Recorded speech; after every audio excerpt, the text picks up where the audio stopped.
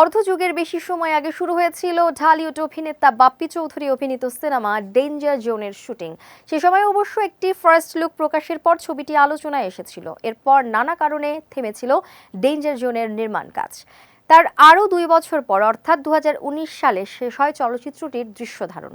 অবশেষে বেলাল সানি পরিচালিত সেই ডেঞ্জার জোন সিনেমাটি আলোর মুখ দেখতে চলেছে। সম্প্রতি ছবিটির নির্মাতা দেশের একটি গণমাধ্যমকে জানান, বহু বাধা বিপত্তির কারণে ডেঞ্জার জোন ছবিটি দর্শকের দোরগোড়ায় নিয়ে আসতে অনেকটা সময় চলে গেল। আগের প্রযোজক ছবিটি মুক্তি দিতে বিলম্ব করেছে। বেলাল সানি বলেন, টাইম মিডিয়া ছবিটির সত্ত্ব কিনে নিয়েছে, তাই নতুন উদ্যমে ডেঞ্জার জোন দর্শকদের সামনে নিয়ে আসছি আমরা। আগামী 13ই ডিসেম্বর দর্শক সিনেমাটি প্রেক্ষাগৃহে দেখতে পারবেন। ডেঞ্জার জোন মূলত হরর ও সায়েন্স ফিকশন ঘরানার চলচ্চিত্র। ছবিতে পুরো মাত্রায় ভিএফএক্স এর ব্যবহার দেখা যাবে বলেও দর্শকদের আশ্বস্ত করেছেন নির্মাতা। সিনেমাটিতে বাপ্পি চৌধুরীর বিপরীতে অভিনয় করেছেন চিত্রনায়িকা জলি। ডেঞ্জার জোনের মাধ্যমে প্রথমবার জুটি বেঁধেছেন তারা। ছবিটির অন্যান্য চরিত্রে অভিনয় করেছেন ডিজে সোহেল, মেহেরিমা সীমান্ত, শামীম, রাজু সরকার সহ অনেকে।